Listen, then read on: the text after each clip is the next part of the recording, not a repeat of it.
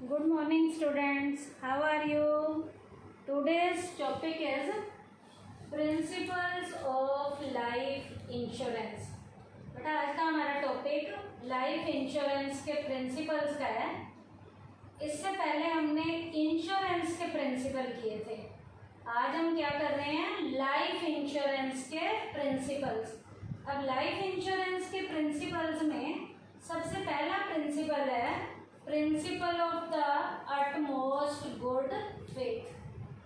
Utmost good faith. Utmost good faith का मतलब है पूर्ण सद्विश्वास। पूर्ण सद्विश्वास का सिद्धांत हम इसे कहते हैं। क्या? पूर्ण सद्विश्वास का सिद्धांत है क्या ये? It refers that no material or important facts should be concealed by both the parties to insurance contract। बेटा utmost good faith का प्रिंसिपल कहता है कि दोनों पार्टीज को, दोनों पार्टीज में आपको पता है एक इंश्योरर होता है और एक इंश्योर्ड होता है, उन दोनों पार्टीज ने इंश्योरेंस के कॉन्ट्रैक्ट में कोई भी इम्पोर्टेंट लेवल का जो फैक्ट है, इम्पोर्टेंट लेवल का कोई फैक्ट है, इम्पोर्टेंट लेवल की कोई इम्पोर्टेंट बात है, वो उन दोनों ने एक दूसरे से छिपानी नहीं है। हर बात एक दूसरे को बतानी है जो इंश्योरेंस के कॉन्ट्रैक्ट से रिलेटेड इम्पोर्टेंट है, जरूरी है, कुछ भी छुपाना नहीं है। तो इस प्रिंसिपल को क्या कहते हैं? Principle of the utmost good faith. क्या है ये? It refers that no material or important facts should be concealed by both the parties to insurance contract. इसका मतलब क्या है? It means that insured and insurer must not hide any fact and information related to insurance contract from each other। अब यहाँ पर दो parties कौन सी थी? एक इंश्योर्ड और एक इंश्योरर। इंश्योर्ड कौन होता है? जो अपनी लाइफ का इंश्योरेंस करवाता है। इंश्योरर कौन होता है? जिस कंपनी से हम इंश्योरेंस करवाते हैं। तो दोनों ने एक दूसरे से इंश्योरेंस के कॉन्ट्रैक्ट से रिलेटेड कुछ भी फैक्ट या कुछ भी इंफॉर्मेशन छुपानी नहीं है। कैसे? मान लीजिए इंश्योर्ड इंश्योरर से इंश्योरेंस करवाता है और इंश्योर्ड को मान लीजिए कोई बीमारी है। अब कोई बीमारी है तो इंश्योर्ड ने इंश्योरर को बताना है। उसके बाद यदि इंश्योरेंस हो सकता है तो इंश्योरेंस किया जाएगा, नहीं तो ये बेटा यदि कोई बात छुपाई गई है और बाद में इंश्योरर को पता चले कि इंश्योर्ड ने ये बात मेरे से छुपाई है, तो ऐसी कंडीशन में इंश्योरेंस का कॉन्ट्रैक्ट हमारा कैंसिल हो सकता है और हमें किसी भी तरीके का कोई भी कंपनसेशन नहीं मिलेगा। तो इसके लिए इंश्योर्ड और इंश्योरर ने दोनों ने जो जो फैक्ट हैं, जो जो इंफॉर्मेशन है, वो एक दूसरे को बतानी है। जब बताएंगे तो छिपाएंगे नहीं, तो कौन सा प्रिंसिपल अप्लाई होगा? Principal of the utmost good faith. Principal of the utmost good faith. उसके बाद है बेटा लाइफ इंश्योरेंस पे जो सेकंड प्रिंसिपल अप्लाई होता है, उसका नाम है principle of insurable interest. Principle of insurable interest. इसका मतलब क्या है बेटा? इंश्योर्ड जिस भी चीज का इंश्योरेंस करवाता है, इसका मतलब ये नहीं है कि इंश्योरेंस करवा लिया तो अब उसकी लाइफ को बचाने में उसका इंटरेस्ट नहीं होना चाहिए। इंश्योरेंस के करवाने के बाद भी इंश्योर्ड का, जिसका उसने इंश्योरेंस करवाया है, उसमें उसका इंश्योरेबल इंटरेस्ट होना चाहिए। उसकी लाइफ को बचाना है। ये नहीं सोचना कि मैंने तो इसका इंश्योरेंस करवा दिया, इसे कुछ होता है तो हो जाए, तो बाद में मुझे क्लेम मिल जाएगा, ऐसा नहीं होना चाहिए। तो प्रिंसिपल ऑफ इंश्योरेबल इंटरेस्ट क्या कहता है? It refers that there must be such a relationship between the insured and the subject matter of insurance that the insured stands to benefit by its safety and to lose by its loss।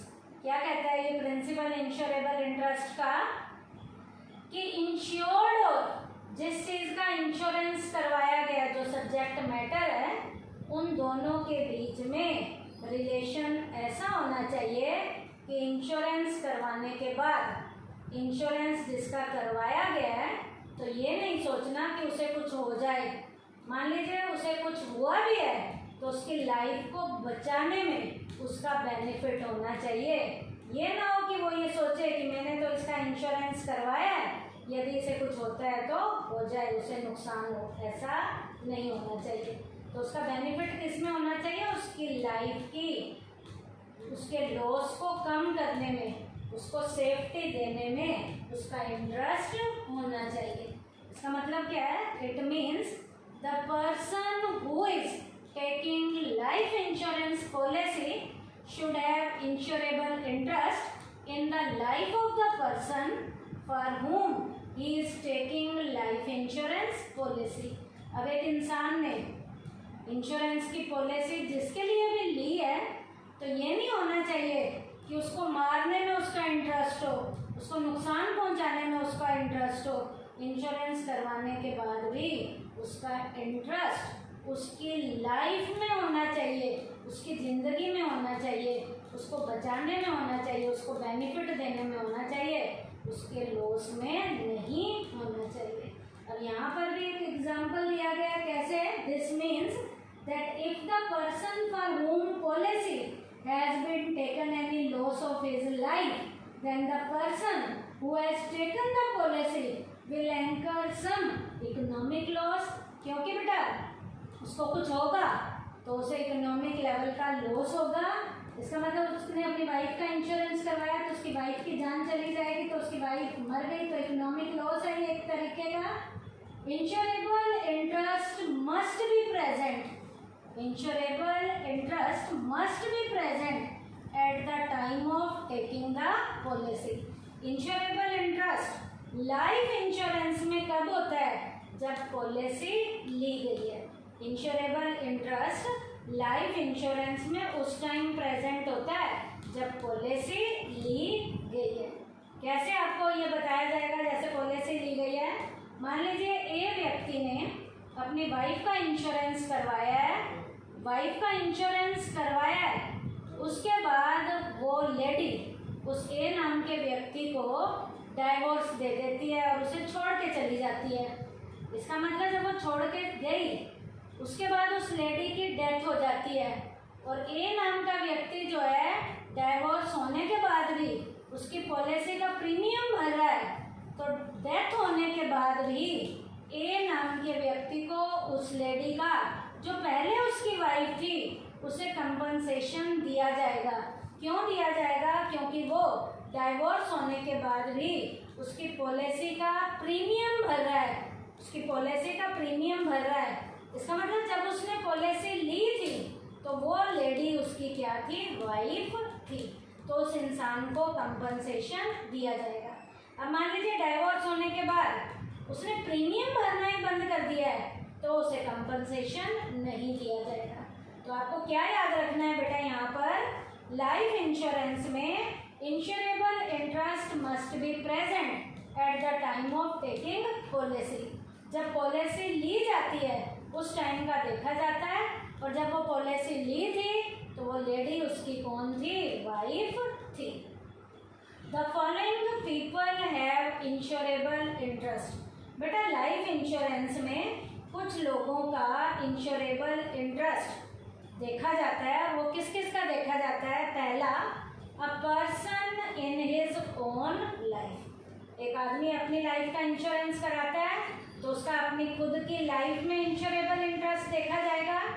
A husband in his wives life. एक husband अपनी wife का insurance करवाता है तो husband का wife की life में insurable interest होता है। A wife in his husband's life. Wife अपने हस्बैंड का इंश्योरेंस करवाती है तो वाइफ का अपने हस्बैंड की लाइफ में इंश्योरेबल इंटरेस्ट होगा। A creditor in her debtor's life, एक क्रेडिटर का अपने डेटर की लाइफ में होगा। If parents help their son financially then the son in his parents life, parents जब बच्चे की फाइनेंशियली हेल्प करते हैं तो बच्चे का अपने पेरेंट्स की लाइफ में होगा। If a son takes care of his parents, यदि एक बच्चा अपने पेरेंट्स की केयर करता है then the parents in their son life, तो पेरेंट्स का अपने बच्चे की लाइफ में क्या होगा, इंटरेस्ट होगा। तो ये लाइफ इंश्योरेंस में इंश्योरेबल इंटरेस्ट की कुछ कंडीशंस हैं जो आप सबको अच्छे से आनी चाहिए। क्या क्या है फिर से सुन लीजिए। A person in his own life, a husband in his wife life, a wife in his husband's life, a creditor in her debtor's life, a parents their son. If parents help their son financially then the son in his parents life. If a son takes care of his parents then the parents in their sons life. तो ये बेटा life insurance के principal में हमने दो principal किए हैं जो लाइफ इंश्योरेंस पे अप्लाई होते हैं। पहला principal of the utmost good faith और दूसरा हमने किया है principle of insurable interest. Thank you बेटा।